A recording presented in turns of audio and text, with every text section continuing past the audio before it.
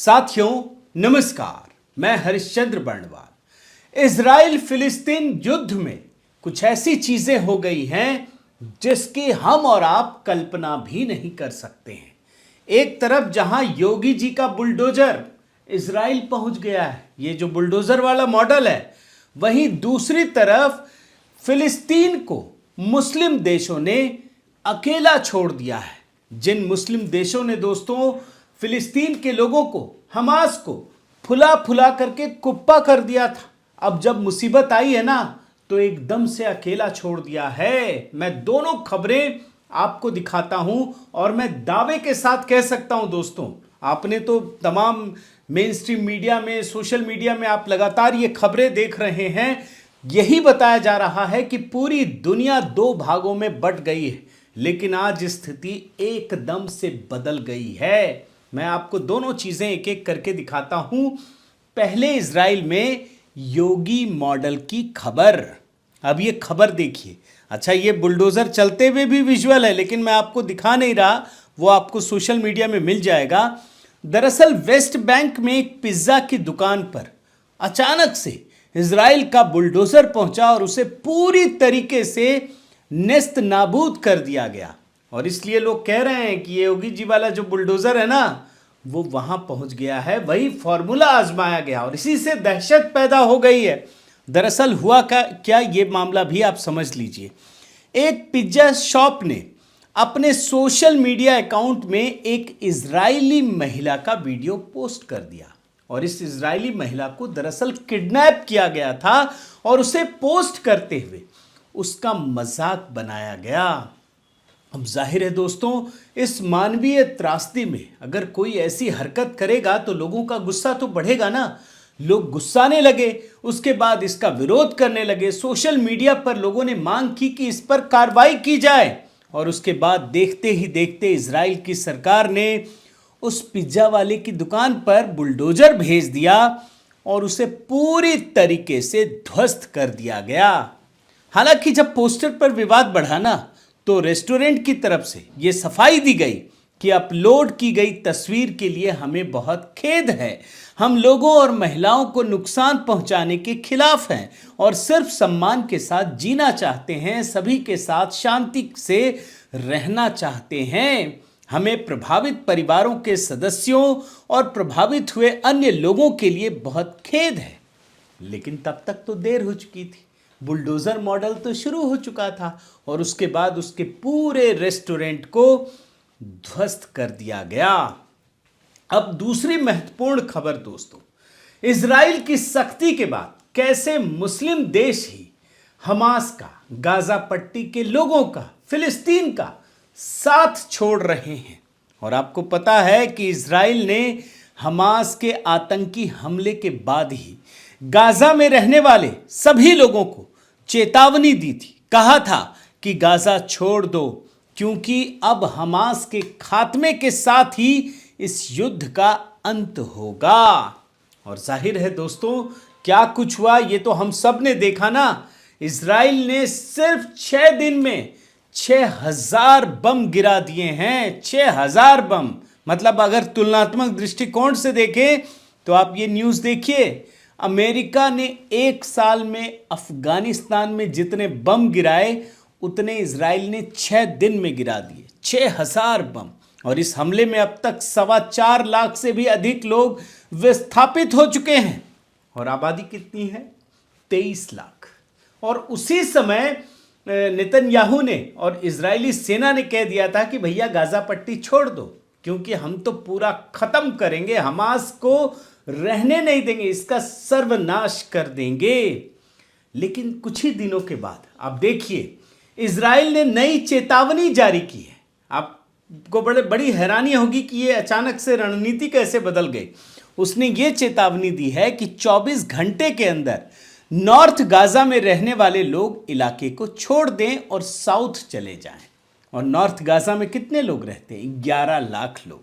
वैसे तो यह भी बड़ी बात है कि 11 लाख लोगों को 24 घंटे का समय दिया गया है, लेकिन इससे पहले सभी 23 लाख लोगों को बोला गया था कि छोड़ दें। अब छोड़े कहां? देखिए इजराइल की जो परिस्थिति है, एक तरफ इजराइल है गाजा पट्टी के, दूसरी तरफ मिस्र है और तीसरी तरफ समंदर है। तो समुद्र में कूद जाएंगे, इसका मतलब उसका इंतजाम भी करना था। अब इजराइल ने रणनीति बदली, बोला नॉर्थ गाजा से आप साउथ गाजा चले जाएं, क्योंकि नॉर्थ गाजा में ही हमास के आतंकियों ने अपना बेस बना रखा है। अब सवाल यह है दोस्तों कि इजराइल ने अपनी रणनीति क्यों बदल दी? तो मैं जो समझ पा रहा हूं घटनाओं को देखते हुए और तमाम आर्टिकल्स को पढ़ते हुए, न्यूज़ को समझते हुए, मैं आपको दावे के साथ कह सकता हूं कि गाजा और फिलिस्तीन को मुस्लिम देशों ने अकेला छोड़ दिया है। अब ये बात क्यों कह रहा हूं, आप बड़े ध्यान से देखिएगा, एक एक करके मैं सारी चीजें आपको दिखाता हूं। मिस्र की हालत देखिए। हमास के युद्ध के बाद जब इजराइल एक्शन लेने के लिए तैयार हो रहा था तो मिस्र ने धमकी देना शुरू कर दिया, एकदम से वार्निंग, और इसके बाद तो इजराइल को ही धमकी देने लगा। आप देख लीजिए ये वाला। लेकिन अब मिस्र के कदम देखेंगे ना, आपके होश उड़ जाएंगे। गाजा पट्टी के 23 लाख लोगों को अकेला छोड़ दिया है। और मैं आपको दोस्तों रॉयटर की कहानी दिखाता हूं, अपने बॉर्डर को बंद कर दिया है। अब देखिए कुछ लाइनें पढ़ देता हूं। The Rafah border crossing remained shut on Wednesday morning after Egyptian military planes conducted flights nearby overnight, security sources said. The military has also taken up new positions close to the border, running patrols to monitor the area, said Ahmed Saleem of the Sinai Foundation for Human Rights. सब कुछ बंद कर दिया। और इसी में एक line लिखी हुई है, the rest of the densely populated strip is surrounded by the sea and by Israel. इसने तो सेना तैनात कर दी, दूसरी तरफ समंदर है और तीसरी तरफ इजरायली सेना है। क्या होगा अब सोचिए ना। और सिर्फ बॉर्डर को बंद नहीं किया इजिप्ट ने, अब देखिए वहां सेना की गश्त बढ़ा दी है, लगातार पेट्रोलिंग चल रही है। तो ये मिस्र ने ये काम किया है। अब मैं आपको जॉर्डन की स्थिति दिखाता हूं। इसने तो खुलकर हमास का समर्थन कर दिया था, उकसा रहे थे ये लोग। देखिए रिपोर्ट और आपको हर चीज मिल जाएगी। स्थिति ये हो गई दोस्तों कि जॉर्डन के हजारों योद्धा तैयार हो गए, सड़क पर उतर गए कि हम लड़ने जाएंगे। और ये तो विजुअल भी आप देख रहे थे ना। उसके बाद लड़ने के लिए ये पहुंचने लगे और ये देश के लोगों को भड़काया जा रहा था और ये हमास को भी भड़का रहे थे। लेकिन स्थिति जानते क्या है, जैसे ही इनके योद्धा सीमा पर पहुंचे जॉर्डन ने तितर बितर कर दिया। जॉर्डन ने अपने नागरिकों पर ही पाबंदी लगा दी, यानी जॉर्डन ने हाथ खींच लिए। अब जॉर्डन जो है ना, सहायता भेजकर अपने पल्ले छुड़ाना चाहता है। अरे भैया, मानवीय सहायता तो हर कोई दे रहा है, यूरोपियन यूनियन भी दे रहा है जो इजराइल के साथ खड़ा है। फिर आप में क्या फर्क है? और आपसे ज्यादा वो दे रहा है, आप क्या देंगे? तो ये जॉर्डन की स्थिति है। अब मैं आपको तुर्की तो इस्लामी देशों का ना एक अलग ही शहंशाह बनना चाहता है कि हम ही नेता हैं। आप देखिए हर समय ये फिलिस्तीन और हमास के साथ खड़ा रहा। लेकिन आज स्थिति ये है दोस्तों कि उसका रुख एकदम से इजराइल के प्रति नरम पड़ गया। और ये तो आर्टिकल भी अब छप रहे हैं। क्यों? क्योंकि तुर्की का व्यापार इजराइल के साथ लगातार बढ़ रहा है। तुर्की ने इजराइल को 2013 में $2 अरब का निर्यात किया था, जो 2022 में बढ़कर $7 अरब हो गया है। मतलब 3 गुना से भी ज्यादा, 350%। अब बताइए वो लड़ेगा अगर इजराइल से ही तो निर्यात किसको करेगा? तो वो तो खुद ही बर्बाद हो जाएगा। और जो तुर्की चढ़ा रहा था चने के झाड़ पर, वो एकदम से शांत पड़ गया। तो ये तो वास्तविकता है दोस्तों। अब आगे बढ़िए। हमास के हमले के पीछे का सबसे बड़ा कारण कौन है? सब जानते हैं और ये तो लगातार छप भी रहा है। ईरान है। ईरान को ही माना जा रहा, उसने ही ये खड़ा किया है। लेकिन अब वो खुद कुछ कर ही नहीं पा रहा है। सभी देशों को एकजुट होने के लिए कह रहा है, एकजुट होइए, मिलकर लड़ेंगे। और सऊदी अरब से बात कर रहा है, जो मैंने देखा। लेकिन सऊदी अरब भी दोस्तों इस मामले में बड़े ध्यान से समझिए, वो फिलिस्तीन का साथ देकर अपना नुकसान थोड़ी ना करेगा। और क्यों, इसकी भी कई वजह है। इस पर तो मैं आपको बता चुका हूं कि इसने खुलकर तो कुछ कहा भी नहीं। और इसकी वजह क्या आप समझिए। एक तो इजराइल से इसके संबंध सुधर रहे थे, और दूसरा अब ये अरब देश जो है ना, ये पर्यटन टूरिज्म में अपने आप को आगे कर रहा है। अब अगर इजराइल के साथ दुश्मनी हो जाएगी तो दुनिया के जितने बड़े देश हैं, जो पैसे वाले देश हैं, उसके लोग तो कहां सऊदी अरब पहुंचेंगे। तो ये तो वैसे भी बर्बाद हो जाएगा। तो सऊदी अरब ने भी एक तरीके से अपने हाथ खींच लिए। और मैंने तो कई आर्टिकल पढ़ा कि भाई अगर आप अगर सहायता भी करना चाहते तो उन नागरिकों को आप अपने यहाँ बुला लेते, आप सिटीजनशिप देते। ऐसा तो कुछ हो नहीं रहा है, और इस पर भी कई लेख हैं, लेकिन उससे बड़ा हो जाएगा, इसलिए मैं हट रहा हूं। और अब देखिए, मैंने आपको दिखाया यूएई, उसने शुरू से अलग ही स्टैंड ले लिया है। आप देखिए, हमास को आतंकी संगठन बताकर उसकी निंदा की है। भारत में जो लोग खड़े हैं ना फिलिस्तीन के साथ, उनको देखना चाहिए कि यूएई ने भी इजराइल के साथ वो खड़ा हो गया है, हमास की निंदा कर रहा है। और सिर्फ यूएई ही नहीं, आपको एक और देश दिखाता हूं, बहरीन, उसने भी हमास के आतंकी हमले की निंदा कर दी।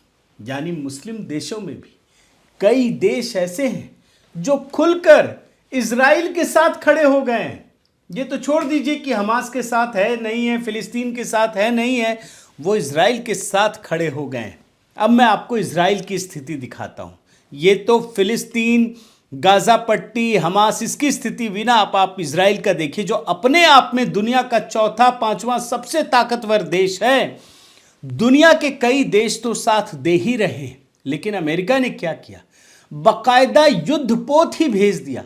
और सबसे अत्याधुनिक युद्धपोत दोस्तों, नजर रखने के लिए कोई इधर उधर से बदमाशी ना करे। और इसके बाद मैंने देखा गोला बारूद सब कुछ भेज दिया, ताकि जरूरत के समय इजराइल के काम आ सके। और ये जो गोला बारूद है ना, बड़े हाईटेक वाले हैं, अमेरिका के हैं तो हाईटेक ही होंगे ना। और सिर्फ गोला बारूद या युद्धपोत की बात नहीं है दोस्तों, बल्कि खुद अमेरिका के विदेश मंत्री एंटनी ब्लिंकन पूरा समर्थन देने के लिए इजराइल पहुंच गए। और ब्लिंकन ने देखिए खुले मन से क्या कहा, हम यहीं हैं, हम कहीं नहीं जा रहे हैं। आप समझिए, इजराइल के साथ अमेरिका इस शिद्दत से खड़ा है, कोई दूसरा तो सोचेगा ना 100 बार। तो ये तो स्थिति है। और इसके बाद मैंने देखा ब्रिटेन ने भी इजराइल के समर्थन में अपना रॉयल नेवी जहाज तैनात कर दिया। यानी मामला जैसा लग रहा था ना, वैसा है नहीं। और मेरा तो ये मानना है दोस्तों कि इजराइल इस बार ऐसा कुछ करने वाला है। ये जो दिख रही है ना तस्वीरें, इस पे मत जाइए, अभी इससे भी बड़ी विभीषिका दिखने वाली है। ये तो इजराइल वो है ना जिसका अगर एक आदमी कोई मार दे तो वो 100 आदमी मारता है। अब अगर 1000 आदमी के मारने की खबर आ रही है तो आप सोचिए ना कि वो क्या करेगा। और वो युद्ध खत्म नहीं हो गया, अभी तो तैयारी हो रही है कि और बड़े युद्ध की चेतावनी दे रहा है। आप सोचिए क्या कुछ होने वाला है।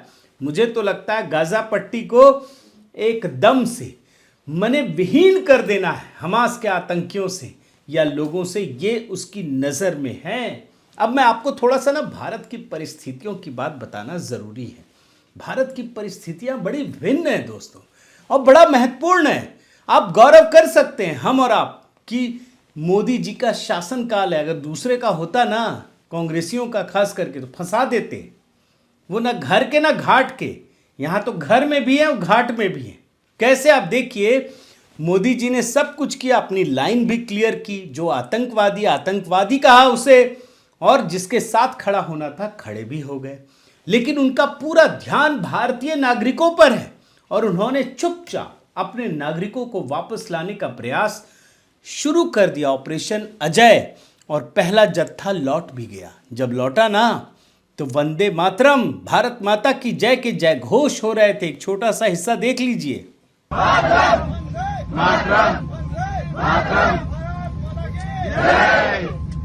जो लोग लौटे ना दोस्तों, उनके कुछ बयान भी आपको दिखा देता हूं, वो भी सुन लीजिए। We are so relaxed. We thanks Government of India, Prime Minister and every minister to support us to come back. Thanks to everyone. हमारा इंडियन गवर्नमेंट से सेकेंड डे से ही जैसे ही हुआ कि हाँ स्टार्ट हो गया है, वो सब ग्रुप्स में वो लोग एक्टिव थे in contact, so they were cooperating with us and giving all information everything and this was smooth. हाँ कि अच्छा लग रहा है क्योंकि मतलब हम लोग सही टाइम पे आ गए हैं। First of all, I would like to thank Indian embassies over there in Tel Aviv. They support every time for their citizens in Israel. And I think this operation is very excellent and successful. All we came here and we are very happy to come back to India. सही time पे ये step लिया कि हम लोग को बाहर निकाला जाए, उनको थैंक करूंगा। तो कुल मिलाकर के दोस्तों, इजराइल फिलिस्तीन का ये युद्ध एक केस स्टडी की तरह है। इसे अभी आप खेल की तरह समझ लीजिए। इस खेल में दो तरह के खिलाड़ी होते हैं, लेकिन जो भी इस खेल को खेलता है उसमें हर किसी का नुकसान होता है, चाहे खेल हारने वाला हो या खेल जीतने वाला हो। जो भी इस खेल में शामिल होता है उन सभी का नुकसान होता है। लेकिन इस मामले में प्रधानमंत्री मोदी ने जो भूमिका अपनाई है, जैसे रूस और यूक्रेन के मामले में, वो वाकई कमाल का है। ऐसी भूमिका इससे पहले सिर्फ अमेरिका में ही देखने को मिलती थी, लेकिन प्रधानमंत्री मोदी के नेतृत्व में भारत ने जो काम किया है वो निश्चित रूप से बेमिसाल है। बहुत बहुत धन्यवाद। आपसे निवेदन है साथियों, आप मेरे इस चैनल को ज़रूर सब्सक्राइब कीजिए, लाइक कीजिए, शेयर कीजिए, कमेंट कीजिए और इस बेल आइकन को प्रेस करना मत भूलिएगा। नमस्कार।